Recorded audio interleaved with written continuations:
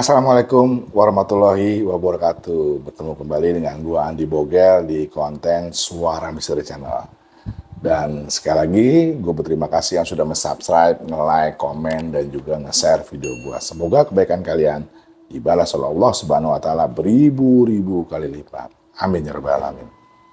Dan jika para lanang lining yang ingin konten sama gue, silakan hubungin gue di bawah sini. Dan lanang lining bisa menceritakan tentang pengalaman misterinya di Suara Misteri Channel. Yaudah, pantengin terus Suara Misteri Channel. Dan gue akan menghadirkan narasumber yang mempunyai cerita lebih menegangkan, menakutkan, dan lebih wadidaw.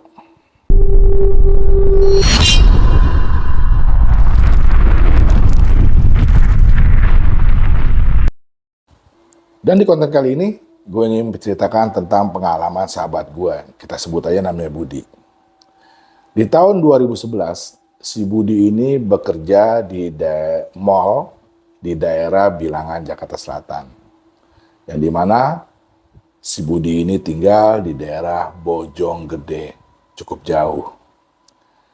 Tapi hari demi hari dia jalanin dengan sukacita, semangat bekerja karena dia berpikir jika gue bekerja gue bisa menghasilkan uang dan uangnya untuk kebutuhan dia sehari-hari.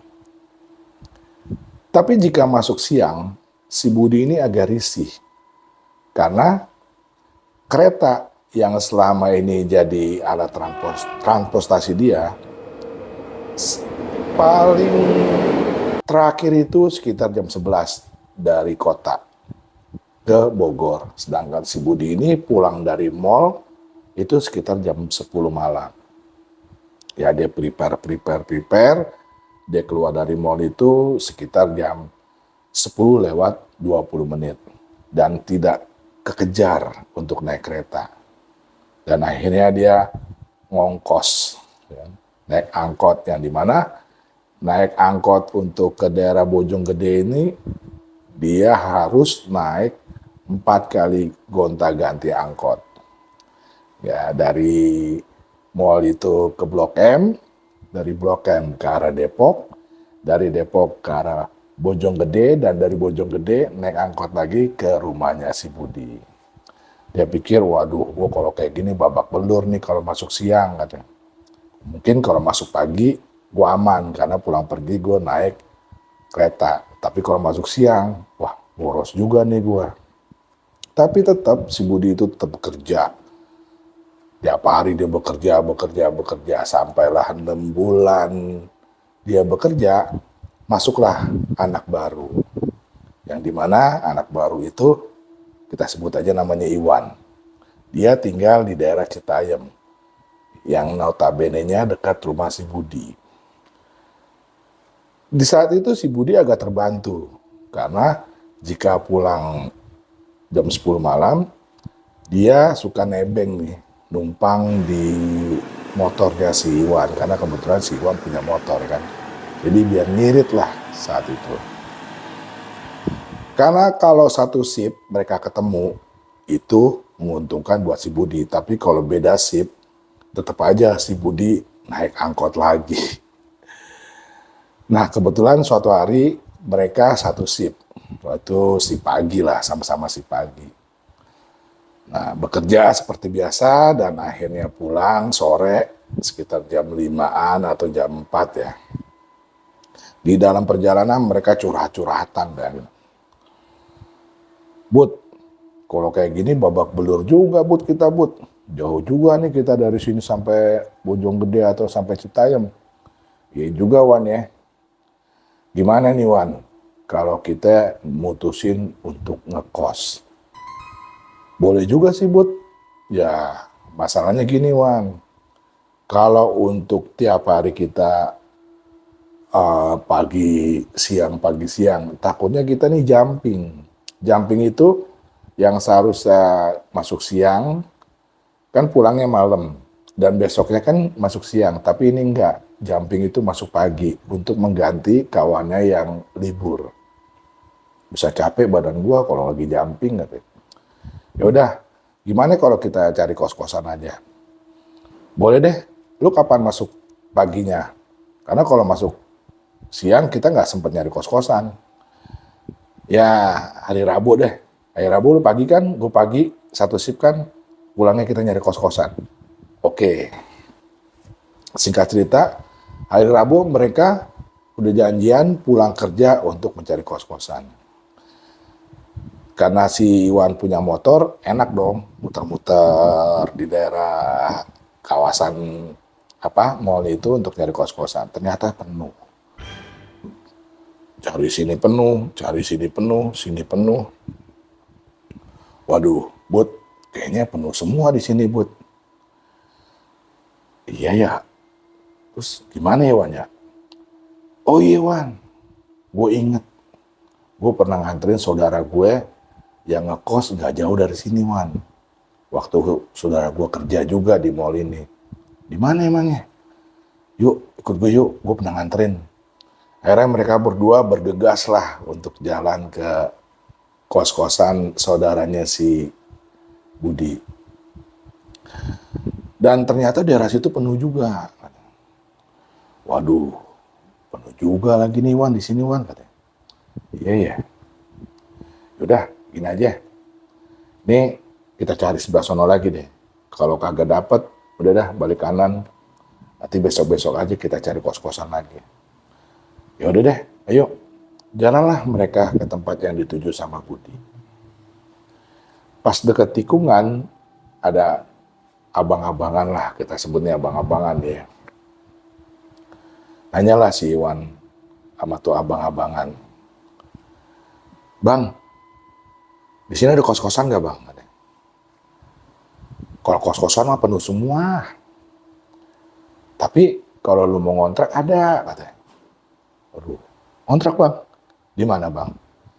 Nih, lu tahu nggak tuh jalan tuh? Ya kan? Tuh ada lampu. Nah di sampingnya ada gang. Coba deh lu ke dalam. Mungkin di situ nanti lu ketemu sama kontrakan. Oke bang. Akhirnya mereka berdua bergegas lah ke tempat yang dimana ditunjuk oleh abang-abangan itu. Sampailah mereka di ujung gang. Jadi gang itu satu, khusus cuma satu motor. Waduh, ini ada nggak bener kontrakan di sini? Udah buat turun aja, kita masuk ke dalam katanya. Ya udah yuk. Motor parkir di ujung gang dan mereka berdua masuk ke dalam gang. Jadi ternyata itu gangnya buntu. Wah, buntu. Di sini ada kali, di sini ada pohon beringin yang nggak begitu tinggi ya pohon beringinnya. Dan situ ada satu rumah seperti kontrakan, tapi cuma satu rumah dan nggak punya tetangga. Waduh, ini kali ini yang dimaksud sama abang-abang tadi ya, Wan. Iya, Bud. Wah, asik juga nih kontrakan nih, Wan, katanya. Iya, ada pohonnya rindang, wah ada tempat tongkrongan, parkirannya juga bisa 4-5 motor. Bisa nih kita ajak anak-anak nih nongkrong di sini nih. Iya, bener.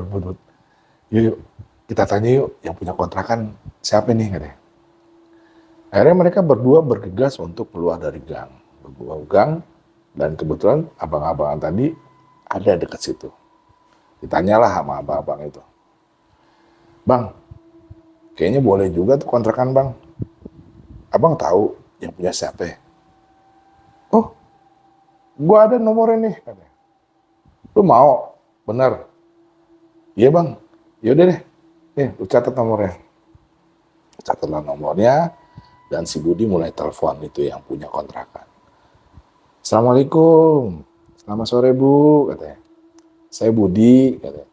Iya kebetulan tadi saya lihat kontrakan. Ternyata kontrakan yang ibu punya saya cocok. Katanya. Kira-kira kalau boleh tahu harganya berapa ya Bu? Harganya 500. Wah, 500. Murah banget. Kalau di daerah situ, untuk satu kos-kosan aja, kalau pakai AC, itu harganya 1 juta. Ada juga sih yang 500, tapi pakai nggak ada AC, dan kamar mandinya tuh rame-rame. dengan penghuni kos-kosan yang lain. Sedangkan yang ini, kita lihat satu kontrakan, kamar mandi di dalam, dan ada kamar ruangan space-space lain buat cukup luas lah. Ya udah deh Bu, oke Bu, saya minat. Bisa saya lihat nggak Bu dalamnya? Oh ya sebentar, nanti biar sama abang-abang yang tadi ngasih nomor telepon, diambilin kuncinya. Oke Bu, saya tunggu. Bang, oke Bang, saya minat. Bisa nggak Bang diambilin kuncinya untuk saya lihat dalam kontrakan itu? Oh ya bisa, tunggu ya.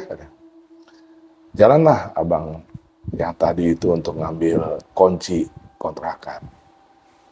Si Budi dan si Iwan nunggu ya sekitar sampai 30 menit lah untuk nungguin kuncinya. Datanglah abang-abang itu. Ini kuncinya nih. Udah transfer belum? Udah Bang katanya. Wah, terima kasih ya. Ya mungkin abang itu dapat persenan kali atau dapat uang ini, uang calo lah, udah nganterin pasien kasarnya. Bergegaslah si Budi sama si Iwan dengan senang hati kan masuk ke dalam gang itu. Setelah dibuka dilihat, wih, luas juga nih ya. Jadi ini pintu agak masuk ke dalam, ini kamar, dan di sini ada kamar mandi. Di kamar mandi lurus sedikit ada seperti kayak ruangan kotak begitu, mungkin buat musola kali ya. Jadi wah, bisa bikin kamar nih sini, Wan. Iya ya, tinggal kasih hordeng dan lu dapat kamar gitu. Kalau enggak lu di kamar, gue di situ. Oke, deal. Kapan nih kita nih mulai nempatin nih? Kan udah transfer tadi. Besok aja deh. Besok, ya udah. Kita hari ini pulang, besok kita bawa pakaian buat kita tinggal di sini. Oke, sip, deal. Wah, pulanglah mereka ke daerah rumah masing-masing di daerah Bojonggede dan Citayam. Mereka cerita, wah, ntar kita kontrak enak tuh. Bisa ngajak anak-anak begadang di situ. Ya, senang lah mereka saat itu. Keesokan harinya, si Budi masuk pagi, sedangkan si Iwan masuk siang. Dan karena Budi masuk pagi, jadi dia yang megang kuncinya, kunci rumah itu. Untuk buka pintu, dan dia naruh barangnya, dan dia bergegas untuk pergi ke mall untuk bekerja. Sampailah pagi-pagi itu Budi, wah naruh wah mantep nih. Dan dia juga bawa kasur ya untuk muat satu orang lah, ya, untuk sementara lah. Yang penting tidur nggak di ubin. Dan juga dia bawa peralatan lain ya sedikit gitu ya buat keperluan mereka kayak coverall atau apa gitu buat ngecas atau apa. Berangkatlah si Budi untuk pergi bekerja kan. Dan ketemulah saat Budi pulang si Iwan masuk siang. Bud, ntar lu udah naruh barang, ntar lu balik ke sono ya, kosannya. Iyalah, gue balik kontrakan lah, orang pakaian gue udah ada di sono. Ya udah, oke, sip. Nanti gue balik ke situ deh, pulang. Oke, lu udah bawa pakaian, udah nih bawa pakaian nih gue. Ya udah gini aja deh, pakaian lu gue bawa, ya. Nanti lu tinggal pulang aja, nggak usah bawa pakaian. Oke. Pulanglah si Budi ke kontrakan. Untuk apa? Emang udah akan tinggal di situ kan, mereka udah janjian emang udah menempati kontrakan itu di hari itu.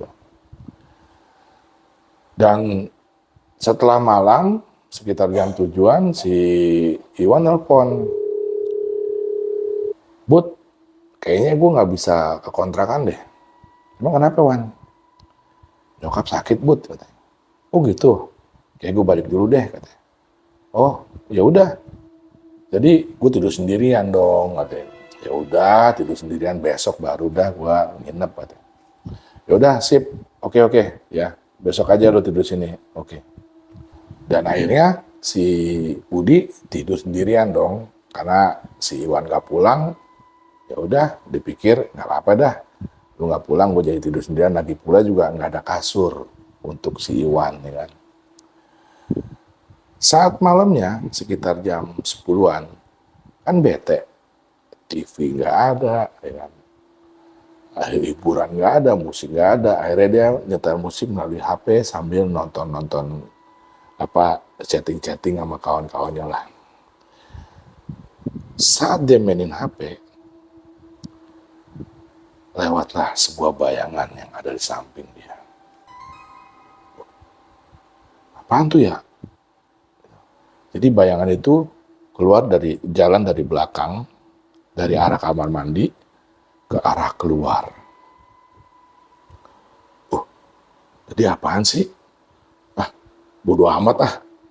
Dan dia lagi asiknya main HP, dia nggak hirauin bayangan itu. Dia tetap madep ke tembok untuk main HP lagi kan.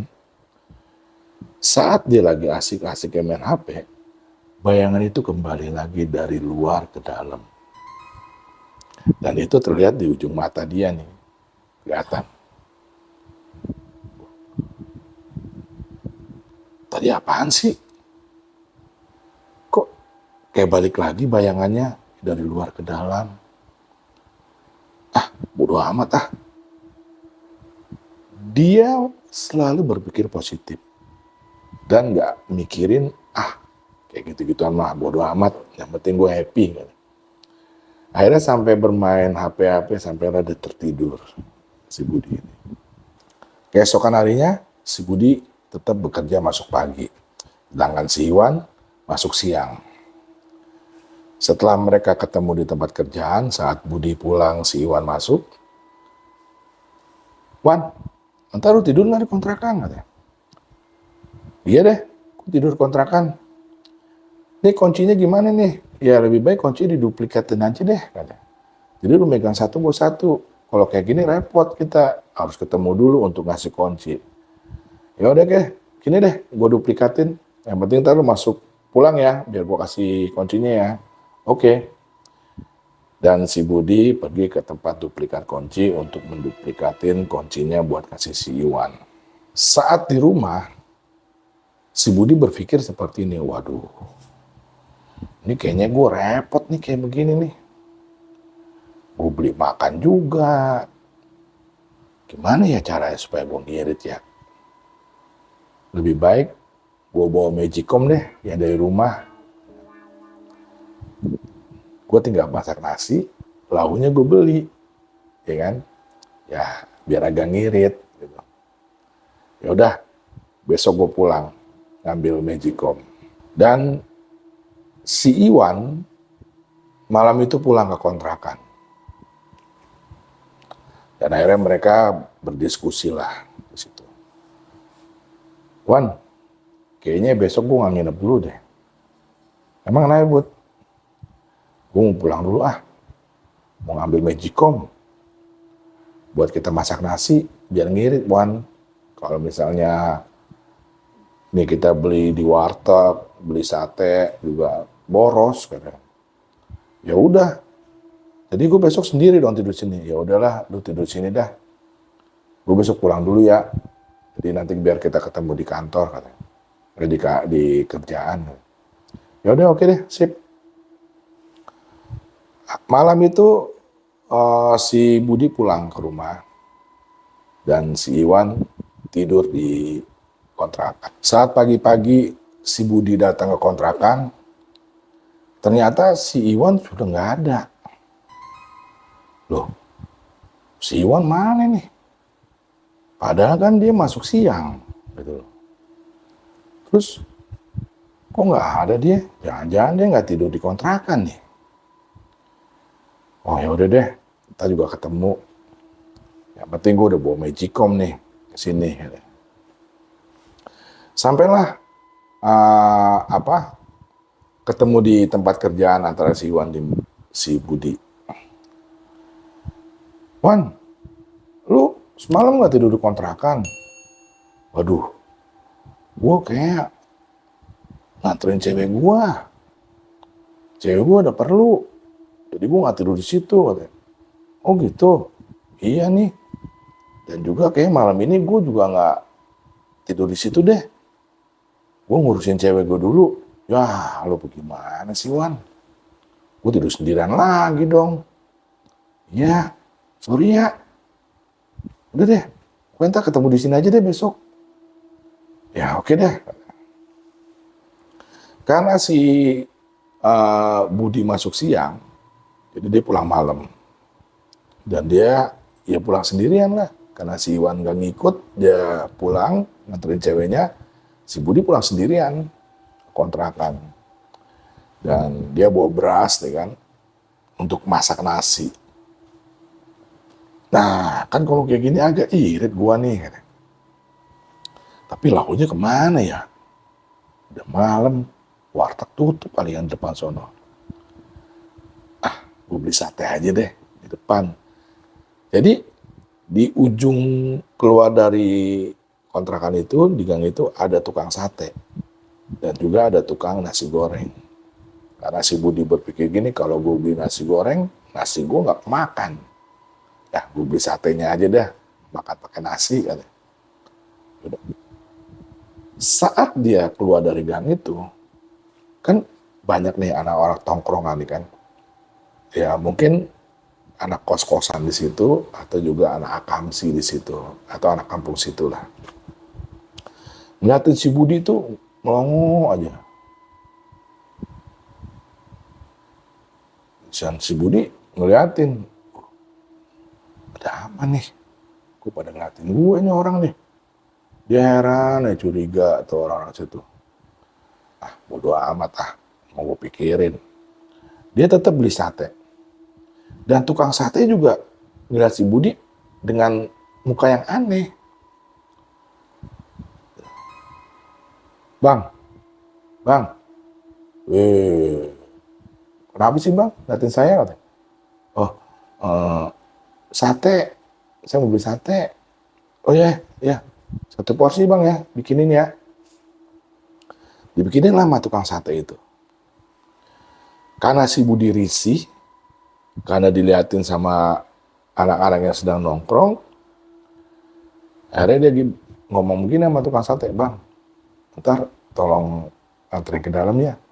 Waduh, jangan mas, tungguin aja, ini juga dikit lagi mateng katanya. Oh, iya deh bang, oke saya tungguin. Sampailah sate itu matang. Dan si Budi bawa sate itu untuk makan di kontrakan. Setelah selesai makan, ada suara dari depan rumah. Assalamualaikum. Assalamualaikum. Waalaikumsalam. Dibukalah pintu. Ternyata anak muda yang ada di depan tadi. Bang, oh iya, ngontrak di sini bang. Iya. Berapa orang? Karena baru kenal, dia berpikir seperti ini Budi. Kalau gue bilang sendiri, wah nanti lu mau macem-macem lagi sama gue. Kalau gue bilang berdua, cuma 2 orang. Gue ngomong gini aja deh. Oh enggak bang, ini kita cuma buat base camp doang. Jadi kita kalau pulang kerja, nongkrongnya di sini bang, cuma base camp doang. Oh gitu, kirain tinggal di sini. Enggak bang, cuma buat iseng-iseng doang di sini. Karena si Budi itu berpikir apa? Kalau gua bilang sendiri nih, gua pasti akan dijahatin sama mereka. Oke deh, hati-hati ya.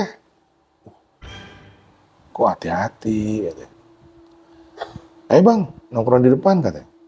Oh iya, terima kasih. Saya sini aja katanya.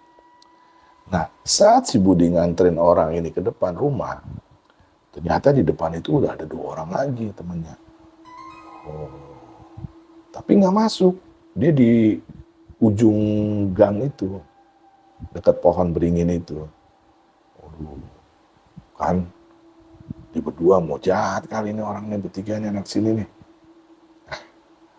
Udahlah, gua pikirin deh, bodo amat. Bang, ya, oke bang.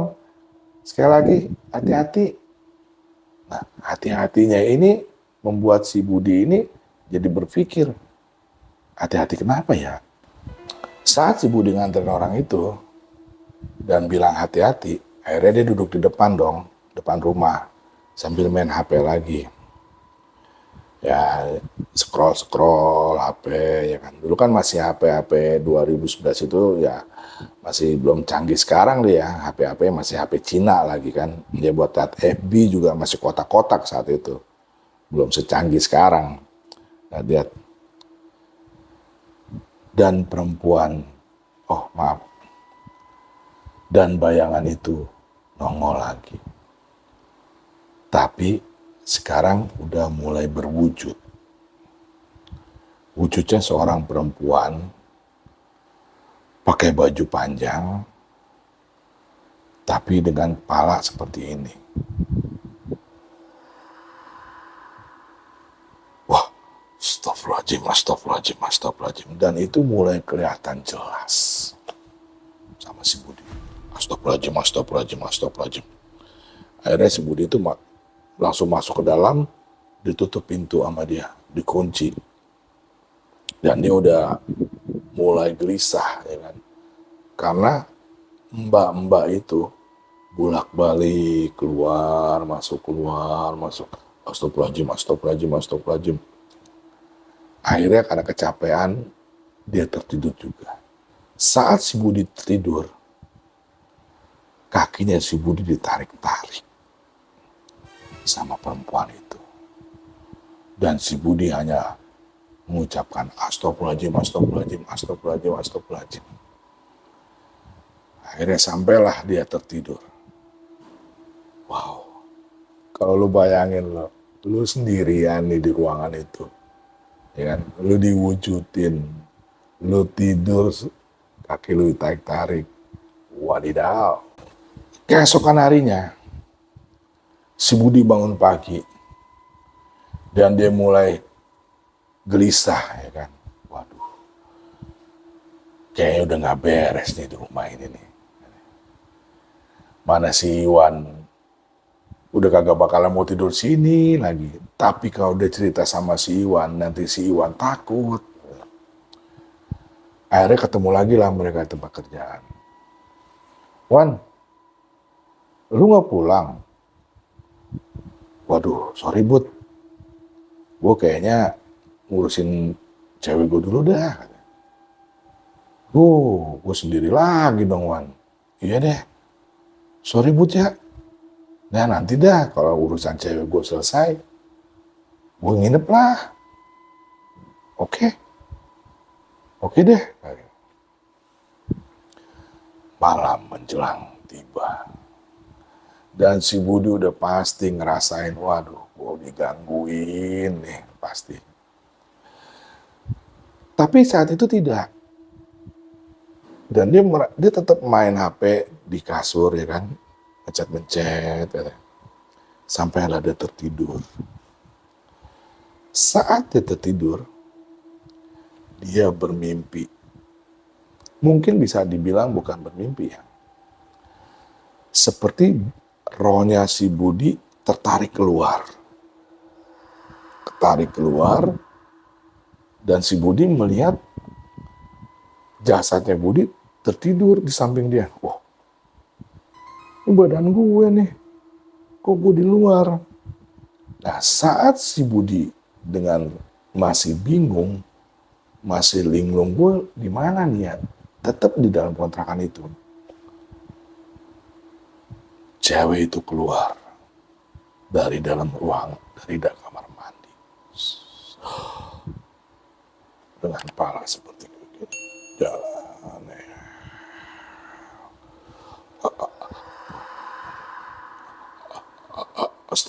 Astagfirullahaladzim. Dan tangan si cewek itu berusaha untuk menyentuh si Budi.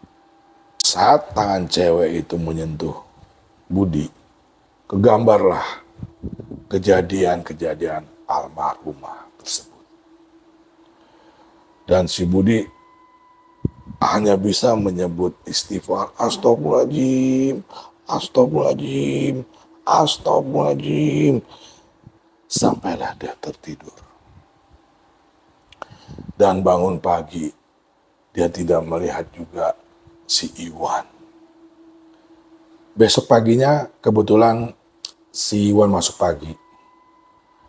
Dan si Budi langsung kesal sama si Iwan. Wan, sini lo. Wan, sini lo. Lu gimana sih? Kita kan ngontrak berdua. Tapi lu gak pernah tidur di kontrakan. Nih ada duit lu di sini Wan. Lu jangan minta ganti ya. Pokoknya gue gak mau tahu nih Wan. Kalau seandainya lu gak tidur-tidur situ, lu jangan minta ganti nih sama gue nih. Udah tenang aja Bud. Gue ikhlas. Maksud lu? Gue ikhlas. Yaudah nggak apa-apa. Lu tidur situ aja sendirian. Gue nggak bakalan minta uang gue lagi dah. Kata. Kok gitu kan? Iya kata. Oke deh kalau kayak gitu. Udah Bud. Yang penting kan kunci ada di gue nih. Jadi gue bisa kapan aja balik. Kata. Ya udah balik aja, gue mungkin besok lah. Kalau dia selalu alasan tuh ceweknya terus. Kata. Besok lah kalau cewek gue selesai gue nginep ya. Ya udah dah, lu nggak pulang lagi ntar. Udah, ntar juga gue kalau gue kasih tahu lu kalau gue mau pulang ada kontrakan. Ya udah dah, ya dengan wajah kecewa, Budi pulang lagi ke kontrakan setelah bekerja. Jadi di mindsetnya nih, aduh, gue sendirian lagi nih. Bete nih gue. Gue mau pulang jauh. Gue ke kontrakan diganggu. Tapi mau gak mau. Ya, akhirnya dia pulang juga ke kontrakan. Sampailah di kontrakan tersebut, Budi udah mulai, gimana sih si Iwan katanya. Udahlah, ngantai aja lah main HP. Saat si Budi main HP, ada bunyi-bunyian. Betok, betok, betok di depan rumah. Duh, suara apaan itu ya? Kulihat keluarlah si Budi untuk melihat asal dari suara itu. Ternyata karena ada mau hujan, jadi angin dan dahannya itu, salah satu dahan dari pohon beringin itu kena jendela lah kasarnya gitu kan, betok. Oh, pohon, kirain apa? Saat dia melihat pohon itu, karena kan pohon itu kan sampingnya kali. Kalinya sih nggak cukup besar ya, cuman ya paling sekitar 2 meteran lah, atau 3 meteran lah kalinya itu kan. Dia melihat sosok hitam, tinggi, berbulu. Arah dari kali keluar, masuklah ke dalam rumah kontrakan tersebut. Waduh, apaan lagi situ? Dia ngeliat Gundurwo masuk ke dalam kontrakan si Budi. Si Budi udah tambah, aduh udah dah. Mungkin lu mau ngapel kali ya kan, ngapel si mbak-mbaknya. Aduh, apelin dia tuh yang di dalam. Dengan canda dia untuk menghibur diri dia nih. Akhirnya si Budi lapar. Waduh, lapar nih. Makan sate ya. Nah sudah ada ini, pergilah dia ke depan untuk membeli sate. Saat dia pergi ke depan,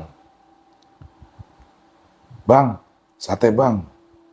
Bang, astagfirullahaladzim. Jangan ngagetin dong bang, katanya. Iya, sate, katanya. Udah bang, bikinin seporsi, katanya. Iya. Si Budi kaget. Kok kayaknya ketakutan banget nih tukang sate ngeliat gua, katanya. Kenapa ya? udahlah, yang penting gue makan sate dah. Dibikinin lah sate seporsi. Saat selesai sate itu udah jadi, masuklah si Budi untuk ke dalam. Dan si Budi nengok ke belakang, tukang sate ngeliatin aja. Wah, kenapa sih tukang sate? Katanya. Pokoknya heran aja tukang sate itu ngeliat si Budi datang, masuk ke dalam gang itu sendirian. Katanya. Makanlah si Budi sendirian dengan hati kesal karena si Iwan udah nggak pulang-pulang ya kan. Wah, aku masih diganggu lagi nih malam. Dan tertidurlah dia. Dan terulang lagi kejadian. Si Budi jasadnya, rohnya dibangunin. Dan dia melihat film kejadian tentang almarhumah tersebut. Besok pagi badan pada pegal-pegal. Aduh. Pegal kayak gue nih, kayak mau sakit nih. Tapi karena tugas, akhirnya si Budi tetap bekerja. Dan bertemu lagi dengan si Wan di kerjaannya. Wan, gue tanya sekali lagi nih Wan. Lu benar gak mau tidur di kontrakan lagi? Bud, gue bukannya kagak mau Bud, katanya. Cewek gue masih ada urusan, katanya. Nantilah kalau udah selesai, gue tiap hari nganterin Bud, katanya. Urusan apaan sih? Udah, lu gak usah tahu dah. Pokoknya tenang aja. Urusan cewek gue selesai, gue tidur di kontrakan. Benar ya? Iya. Si Budi pulang ke kontrakan, tapi dengan badan yang udah gak enak. Akhirnya si Budi jatuh sakit. 3 hari Budi gak masuk kerja. Dan hari ketiganya, Iwan dan kawan-kawan tempat si Budi bekerja datang ke rumah untuk memastikan keadaan si Budi. Ternyata sampai di rumah, di kontrakan, si Budi sakit. Bud, lu sakit Bud? Iya Wan, gua sakit Wan. Lu kenapa nggak hubungin gua? Katanya. Iya Wan, gua gimana mau hubungin lu? Kuota gua habis. Wah, lu parah lu Bud. Ya udah deh, Bob, kayaknya Budi masuk angin nih Bob. Udah kerokin aja katanya. Ya udah deh, kerokin gua deh. Terus lu makan gimana Bud kemarin Bud? Lu kan nggak bisa bangun katanya. Ya, gua terpaksa lah makan pakai nasi sama cabe doang gua. Bekas gorengan. Habis gua mau keluar kan nggak kuat. Ya udah deh, beli makanan. Buat si Budi nih makanan. Ya temennya keluar untuk beli makanan. Nih kasih makan deh lu. Terus makan udah dikerokin, minum obat, tidur deh lu. Ya deh terima kasih ya. Lu udah pada nengokin gua. Gua pikir mah lu pulang ke Bojong. Gua ngeliatnya kok si Budi nggak ada. Mungkin pulang ke Bojong kali dia katanya. Jadi dia nggak masuk. Nah besoknya gua liat tuh nggak masuk lagi. Budi mana? Nggak masuk lagi. Sakit kali dia. Diteleponin nggak bisa-bisa. Nah makanya nih gue ngajak anak-anak ke sini buat mastiin keadaan lu katanya.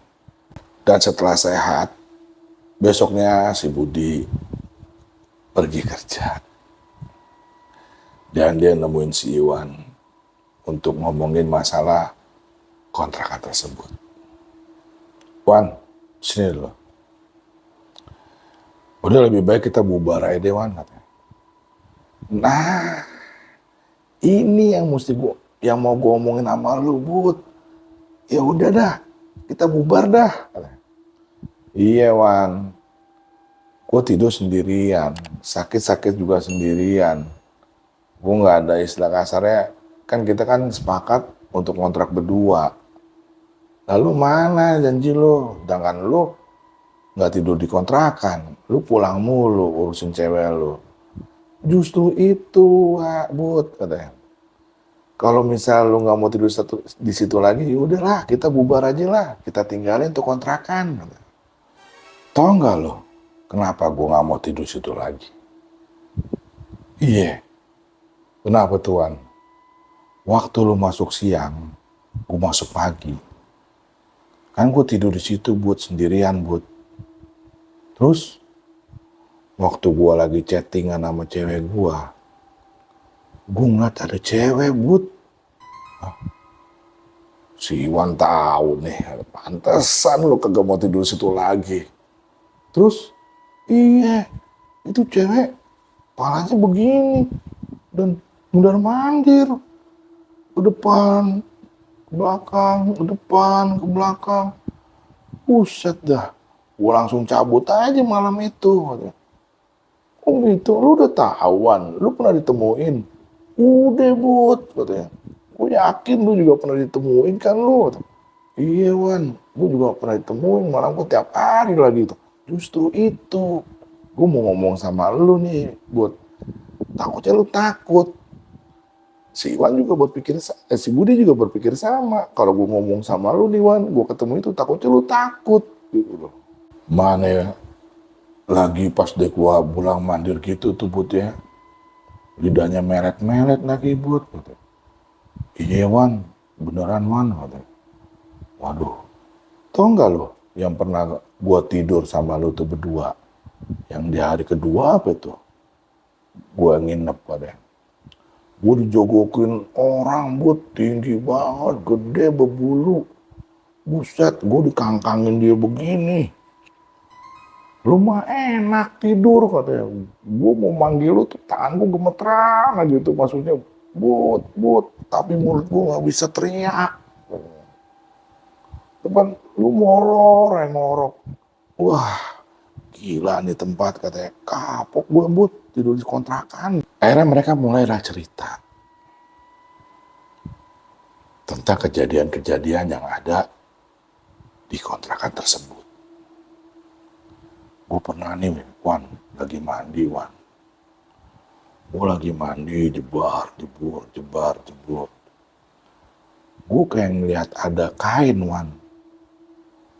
Kayak baju gitu loh. Ada di samping gue. Padahal kan anduk gue ada sebelah kiri gitu loh. Sampai gue berpikir nih, kayak anduk gue kok pindah ya. Ada sebelah kanan. Tapi ya namanya kena air kan agak ngeblur gitu kan. Ini kayak ada kain. Tapi pas air itu nggak ada, gue lihat nggak ada. Nah, handuk gue di sini. Nah tadi apaan ya? Ya udah deh, Bud. Mendingan lu cabut deh katanya. Nanggung katanya. Ya kita kan nyawa 2 bulan. Ini juga sebulan belum. Nanggung sebulan aja deh kita tinggal di situ. Ya terserah lu Bud. Kalau mau uji nyali aja katanya. Aduh, lu jadi nggak mau balik ke kontrakan, Wan? Enggak lah, Bud. Lu aja deh. Yang penting lu udah tahu, gua udah tahu. Tapi kalau lu mau uji nyali, silakan deh, kata. Wah, parah lu, Wan, lu, katanya. Akhirnya pulanglah kerja. Dan si Budi tetaplah pulang ke kontrakan. Si Iwan pulang ke rumahnya. Ini udah ada punya perasaan gimana ya? Ya kayak lu aja nih, lu datang ke suatu tempat yang lu tahu, lu pasti akan diganggu di situ. Dengan malesnya si Budi buka pintu karena masuk pagi kan, pulang sore kan. Buka pintu, aduh, gue diganggu apa lagi malam ini ya? Aduh, gimana sih? Jadi pusing gue mau pulang ke Bojong jauh. Gue mau tidur di situ, gue diganggu, dilema. Akhirnya si Budi tetap tidur di situ. Dan suatu malam, saat dia lagi main HP, tembok yang di samping dia tuh digedor. Dar. Sialan nih, anak kos katanya. Karena temboknya berdempetan sama kos-kosan. Sialan anak kos nih. Gangguin aja nih. Digedor lagi sama si Budi. Dah. Dibales lagi sama dari luar. Dor. Wih, lawan. Sialan lo, digedor lagi. Dah. Wih, rese amat sih lo. Gue udah ketakutan. Tapi diganggu seperti ini. Takutin lagi gue. Emosi yang ada. Akhirnya gue keluar dari kontrakan itu, gue ke depan, gue belok ke kiri, adalah anak-anak yang nongkrong. Akhirnya gue tanya nih sama yang nongkrong, Bang, tanya bang, itu yang kos-kosan yang nomor 2 itu, siapa bang yang nempatin bang? Yang mana? Itu tuh, kos-kosan yang nomor 2 tuh. Lu lihat dong, lampunya nyala apa terang? Nyala apa mati? Mati sih bang. Ya kalau mati berarti nggak ada orang. Kaget. Kalau yang di bawah ini tuh kosong semua. Tuh yang isi di atas tuh. Baru. Kalau di bawah ini kosong. Apalagi nomor 2 itu kosong. Oh, gitu bang? Iya, nggak ada orangnya. Oh, makasih bang ya. Mas, iya bang. Hati-hati ya. Iya, hati-hati lagi. Dan si Budi pulanglah ke kontrakannya. Tadi siapa ya yang ngetok-ngetok ya, yang gedor-gedor ya? Katanya kosong. Saat sampai di kontrakan, si Budi masuk ke dalam rumah. Dia tetap lain HP lagi kan. Dan digedor lagi temboknya. Tapi bukan dari sisi sini. Dari sisi ujung sana. Tembok yang menghadap yang sampingnya kali. Dar. Wah. Siapa tuh ya? Tadi di sini, kok pindah ke sono? Dar. Ini kali nih anaknya nih, yang tadi gangguin gue. Keluarlah si Budi untuk melihat. Siapa sih? Pas dilihat sama dia, itu pocong sedang jedotin tembok, palanya ke tembok. Deh.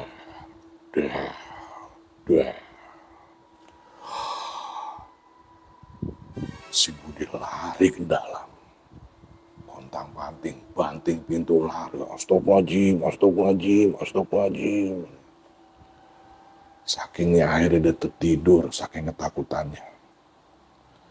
Wah, kacau nih. Kacau, gue udah gak kuat. Akhirnya besok paginya, gue langsung nemuin si Iwan. Wan, gue nyerah. Gue bendera putih. Pindah Wan. Gue cabut. Kan gue bilang juga apa Bud. Ngarek kemarin. Wah, kacauan. Lu ngeliat apaan katanya. Awalnya kayak begini Wan. Ada yang gedor katanya. Di samping gua nih, yang kamar di tembok yang dempet sama kos-kosan. Ada gua samperin. Gak tau kamar itu kosong Wan. Terus gua balik lagi tuh Wan. Gua main HP lagi. Gua nyium bau amis, bau bangke, dan bau got. Ini apaan ya? Dan gue positif thinking aja tuh Wan. Gue pikir air kali itu nguap. Jadi bau got gitu. Saat gue nyium bau itu Wan, itu ada yang gedor-gedor Wan, dekat kali Wan. Dor. Ya. Gue pikir itu orang yang tadi nih. Pindah ke situ. Gue keluar, Wan. Buset, Wan. Gue ngeliat pocong. Jedotin palanya, Wan. Wah, gue nyerah nih, Wan. Gue nyerah. Gue mau pindah. Yaudah, pindah aja lu, Bud. Daripada mati ketakutan lu. Ah, sialan lu, katanya. Udah, pindah dah. Gue telepon kawan gue deh. Buat bawa-bawa barang tuh. Di rumah. Ya udah. Teleponlah kawan. Kita sebut namanya Bayu ya. Bay. Lu ke rumah gue, Bay. Kontrakan, Bay. Kenapa, Bud? Gue pindah, katanya. Oh, pindah? Lah, lu kayak belum lama ngontrak di situ. Udah pindah aja. Udah, pokoknya gue pindah dah, ya. Ntar gue ceritain deh, katanya. Oke, katanya. Pada hari haknya Budi pindah, Budi minta izin sama kawan-kawan yang di tempat kerjaan atau bosnya untuk minta libur. Karena dia ingin pindah dari kontrakan tersebut. Kawan-kawan di tempat kerjaan sih udah pada tahu. Udah tahu deh gue deh. Gitu. Emang tuh PA tuh tempat tuh horor itu mah. Iya deh, silakan Bud, kapan mau pindah? Besok kayaknya Pak, saya pindah Pak. Udah janjian sama Bayu. Datanglah Bayu ke kontrakan si Budi.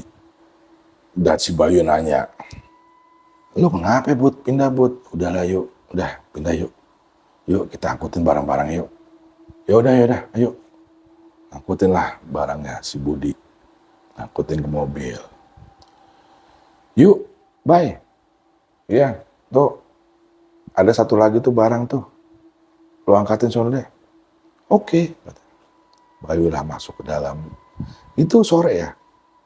Pindahan mereka sore. Bayu masuk ke dalam. Dan dia ngambil barang yang tadi dimaksud sama si Budi. Dia ngelihat kayak sudut pandang dia ke arah kamar mandi. Dia lihat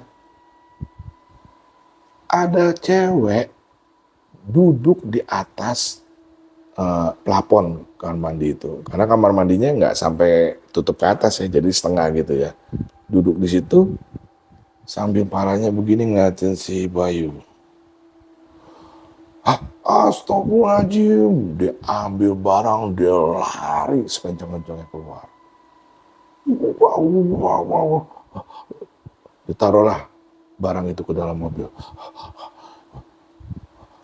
Bud, tuh siapa itu Bud, tuh siapa itu Bud? Diam. Iya, udah diam. Ada cewek duduk di atas kamar mandi Bud, palanya begini. Iya, udah, diam. Nah, kan memang di depan ujung gang itu kan tongkrongan ya kan. Adalah salah satu dari mereka tuh nyamperin. Bang, kenapa pindah Bang? Katanya. Enggak apa-apa. Oh, digangguin ya Bang ya? Kaget si Budi. Iya Bang, tapi gue salut sama lu Bang. Katanya. Lu hampir 1 bulan lu di sini lu. Biasanya Bang, yang ngontrak di situ, tuh 3 atau 4 hari udah cabut Bang. Katanya. Tapi lu keren lu. Lama lu, hampir 3 minggu lebih lu. Katanya. Emang sebetulnya ada apa sih Bang? Katanya. Jadi pengen tahu juga nih saya nih katanya. Jadi gini Bang, kata orang tua dulu nih kita nih, orang tua saya nih bilang, kalau dulu ada orang ngontrak Bang, ngontrak di situ cewek sendirian. Dia itu sendirian, kerja Bang, kerja pulang ke situ sendirian. Nah, setelah beberapa bulan dia tinggal di situ, mungkin ada masalah pribadi Bang dia Bang. Ya kita juga nggak tahu ya Bang, ini kita dengar cerita dari orang tua ada masalah pribadi. Dan akhirnya dia bunuh diri Bang. Astagfirullahaladzim. bunuh diri, gantung diri bang di kamar mandi. Abang lihat nggak ada tali di kamar mandi? Iya, itu bekas digantung diri bang. Astagfirullahaladzim, pantesan, kata si Budi. Saya pikir bang itu mah buat jemuran, katanya. Oh jemuran kok ada di kamar mandi, katanya, bukan di depan, katanya. Ternyata itu bekas tali gantung diri. Iya bang, katanya. Astagfirullahaladzim, katanya. Iya bang, dan warga sini bang ngelihat kayak nyium bau busuk bang dari kontrakan itu bang. Akhirnya dia lapor nih ke ya, pemiliknya. Dan pemiliknya juga mulai curiga, katanya kok dia bulan ini belum bayar katanya. Dan mereka akhirnya sama-sama ngecek ke dalam kontrakan itu dan sangat kaget setelah melihat kalau misalnya perempuan itu dalam keadaan gantung diri. Dan akhirnya kontrakan itu tidak dihancurin bang, jadi ditutup dengan kos-kosan gitu. Jadi dia di belakang kos-kosan dengan dikasih jalan space 1 motor buat orang untuk ngontrak ke situ lagi. Oh begitu bang, pantesan bang, saya setiap tidur di situ dia selalu keluar dari kamar mandi. Iya begitu bang, katanya. Makanya kita kalau ngasih tahu abang nih, takutnya abang ketakutan dan kontrakan ini jadi nggak laku-laku bang, karena nggak ada orang yang mau ngontrak. Iya sih ya, katanya. Ini tanya aja tukang sate nih, katanya. Tukang sate juga pernah kejadian bang. Iya mas, mas pernah kejadian apa? Iya, waktu itu kan hujan gerimis, katanya. Mana sepi, nggak ada orang, katanya. Lalu saya duduk aja sendirian, nggak ada yang nongkrong. Lah, datanglah itu cewek, pesen sate, katanya. Akhirnya saya bikinin, dan sate itu bilang, cewek itu bilang, kalau misalnya, mas, nanti kalau sudah jadi, tolong anterin ke belakang ya. Ya mbak, nanti tak anterin ke belakang, katanya. Dan cewek itu masuk ke dalam gang itu. Nah setelah jadi, saya masuklah bawa satenya itu mas, katanya. Saya lihat kok rumahnya kosong, lampu nyala di depan, tapi kok di dalamnya lampu mati. Saya panggil-panggil, mbak, satenya sudah jadi, mbak, tapi nggak ada jawaban. Akhirnya, waduh, gimana ini nih? Akhirnya saya balik lagi aja. Sewaktu saya balik lagi, mas, di tengah perjalanan di gang itu, saya dicolek, mas. Saya nengok, itu mbak-mbak itu dengan palanya begini, ngotot, sate saya mana? Saya langsung lari, mas. Saya tinggalin gerobak saya. Oh gitu, Pak. Iya, mas. Waduh, gimana itu, Bang ya? Eh, bang. Bisa tolongin saya nggak, Bang? Tolongin apa, Bang? Ini saya numpang kunci pintu nih. Saya mau kunci pintunya. Itu tadi pintunya kebuka, katanya. Waduh, nggak apa, takut saya, katanya. Ya gara-gara si Bayu lari, dia bilang di dalam itu ada mbak-mbak itu duduk. Ayo mas, tolong mas, yuk anterin yuk, katanya. Tak, saya kasih rokok deh, katanya sebungkus. Ya, tapi saya nggak sampai masuk ya, nggak, orang cuma ngunci doang. Dianterin lah mereka sama 2 orang anak situ. Ditutup pintu, kunci, dia balik lagi. Ini bang, rokoknya bang, makasih ya, katanya. Dan si Budi mau mulangin ke rumah yang punya pemilik kontrakan karena udah dikasih tahu rumahnya di sini. Sewaktu si Budi mau naik ke mobil dan dia nengok ke dalam gang itu, di tengah gang itu mbak-mbak tadi begini. Ah, baik, jalan baik. Kenapa Put? Jalan baik. Nanti gue ceritain. Oh, akhirnya jalanlah mobil itu. Kenapa sih lu? Kata. Itu cewek itu ada di tengah-tengah gang. Astagfirullahaladzim. Cabut. Cabutlah. Dan akhirnya si Budi udah nggak ngontrak di situ lagi. Itulah cerita dari si Budi. Ngeri ya. Lo bisa bayangin deh. Kalau lo jadi si Budi. Lo tidur di sebuah rumah yang pernah bekas orang gantung diri. Wow. Ngeri. Yaudah, pantengin terus Suara Misteri Channel. Dan gue akan menghadirkan narasumber yang mempunyai cerita lebih menegangkan, menakutkan, dan juga wadidaw. Assalamualaikum warahmatullahi wabarakatuh.